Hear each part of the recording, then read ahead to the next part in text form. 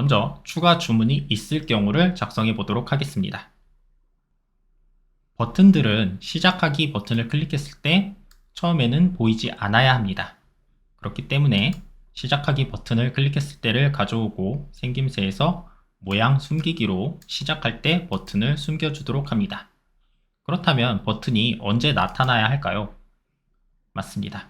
음료 선택 신호가 아닌 주문 종료 여부 신호를 받았을 때 버튼이 모양을 보이면 됩니다. 자, 그리고 모양이 보인 후에 또 숨어야 하는 때가 있습니다. O 버튼을 클릭했을 때를 가져옵니다. 이 오브젝트를 클릭했다는 이야기는 추가 주문이 있다는 이야기고 음료 선택 단계부터 다시 해야 한다는 이야기입니다. 음료 선택 신호 보내기를 가져옵니다. 그런데 한 가지 문제가 있습니다. 처음 시작했을 때 버튼 모양이 안 보였고 주문 종료 여부를 확인할 때 버튼 모양이 보이기 시작했습니다. 그러면 음료 선택 신호를 보내기 단계로 넘어갔을 때 버튼은 계속 있어야 할까요? 아닙니다. 버튼은 보이지 않아야 합니다.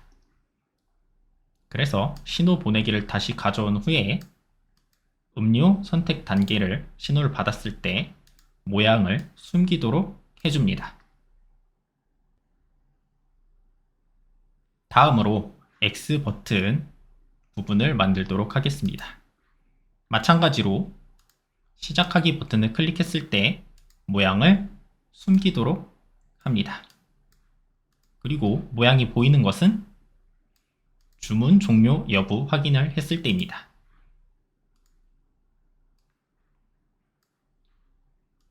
그리고 이 오브젝트를 클릭했다는 이야기는 추가 주문이 없다는 이야기고 추가 주문이 없으면 다음 단계로 넘어가면 됩니다.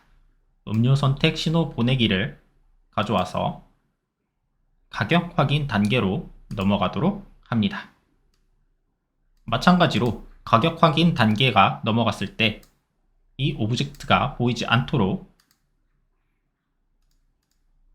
바꿔주도록 합니다. 추가로 숨기는 부분을 작성해 주도록 하겠습니다. 가격 확인 단계뿐만 아니라 음료 선택 단계로 돌아가서 추가로 음료를 주문할 때에도 모양을 숨겨주도록 하고 O 버튼에서 음료 선택 신호를 받았을 때뿐만이 아니라 가격 확인 마지막 단계로 넘어갈 때도 버튼을 숨겨주도록 합니다. 이렇게 버튼을 이용해서 추가 주문이 있는지 없는지를 확인하는 부분을 모두 작성했습니다. 다시 띄워놓는 i 오브젝트로 돌아와서 마지막으로 값을 확인하는 부분을 작성하도록 하겠습니다. 시작 버튼을 누른 후에 신호 받았을 때를 가져오고 가격 확인 받았을 때를 가져옵니다. 마지막으로 우리가 주문한 음료의 총 수량에 대한 가격을 출력해주고 주문을 마친다는 이야기를 하면 되겠습니다. 먼저 가격을 계산하도록 하겠습니다. 자료에서 뜨아 가격을 10으로 정하기 블록을 가져와서 붙여 넣어 줍니다. 그리고 가격으로 바꿔준 후에 우리가 주문한 음료의 값을 구하면 되겠습니다. 계산 탭에서 곱하기를 가져오고 더하기를 가져옵니다. 자료에서 뜨거운 아메리카노의 값 그리고 뜨거운 아메리카노의 값을 만들어 줍니다. 뜨거운 아메리카노의 가격에 대한 값을 구하기 위해서 뜨거운 아메리카노 가격 곱하기 뜨거운 아메리카노 수량 곱하기를 만들어 줍니다. 그리고 세 가지 음료의 값을 더할 것이기 때문에 더하기를 3개로 만들어서 붙여줍니다.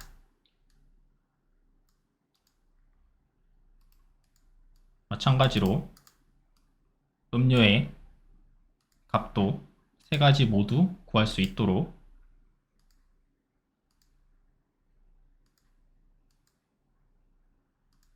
붙여줍니다. 각각 구한 값들을 빈자리에 넣어주면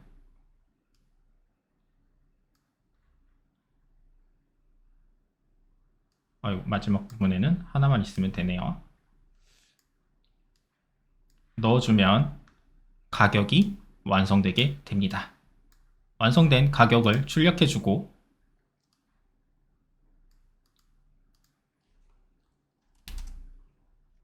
주문을 종료하면 되겠습니다. 계산해서 안녕과 엔트리 합치기를 가져오고 자료에서 값을 가져옵니다. 값을 선택해준 후에 입력할 대화를 모두 입력해주면 됩니다. 총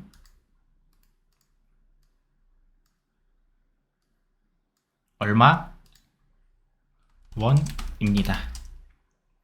준비가 되면 알려드리겠습니다. 감사합니다.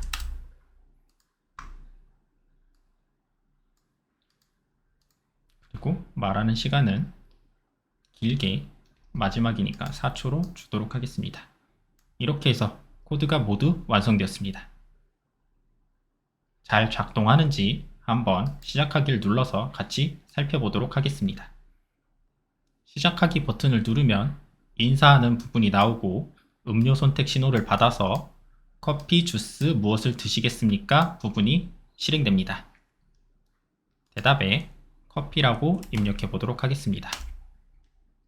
그러면 커피 분기가 실행되면서 따뜻한 것으로 드릴까요? 아니면 차가운 것으로 드릴까요? 부분이 실행됩니다. 여기에서 따뜻한 것 또는 차가운 것을 선택하게 됩니다. 따뜻한 음료를 시켜보도록 하겠습니다. 그러면 따뜻한 것 분기가 실행되면서 몇 잔 드릴 건지 물어보는 부분이 실행됩니다. 2잔이라고 입력해 보도록 하겠습니다. 이 부분이 실행된 후에 수량 확인 신호를 받아서 수량 확인 부분이 보기와 같이 실행됩니다. 그리고 주문 종료 여부 신호를 받아서 버튼들이 나타나게 됩니다. 추가 주문이 있다를 선택하게 되면 다시 음료 선택 분기부터 작동을 하게 됩니다. 이번에는 주스를 시켜보도록 하겠습니다.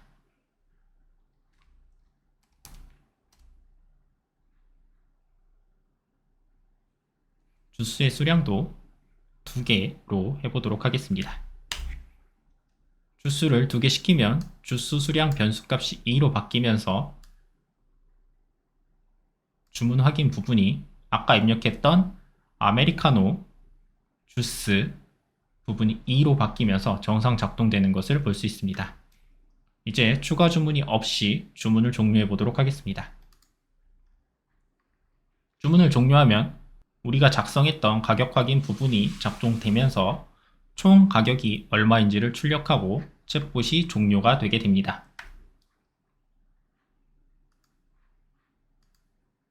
의도했던 대로 프로그램이 잘 작동하는 것을 볼 수 있습니다.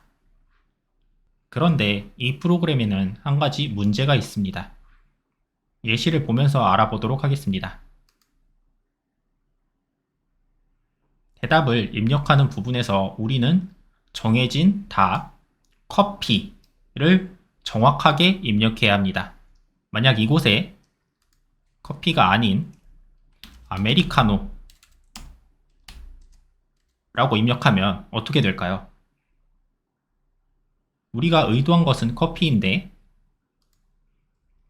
챗봇은 주스를 드리겠습니다로 작동합니다. 대답이 정확히 커피가 아니기 때문에 주스 분기가 작동되게 됩니다. 이 부분을 해결하기 위해서 여기에 커피, 아메리카노, 뜨거운 아메리카노, 차가운 아메리카노를 모두 입력하는 건 굉장히 힘든 일입니다. 그렇기 때문에 여기서 인공지능 블럭을 활용해서 챗봇을 수정하는 것을 배워보도록 하겠습니다.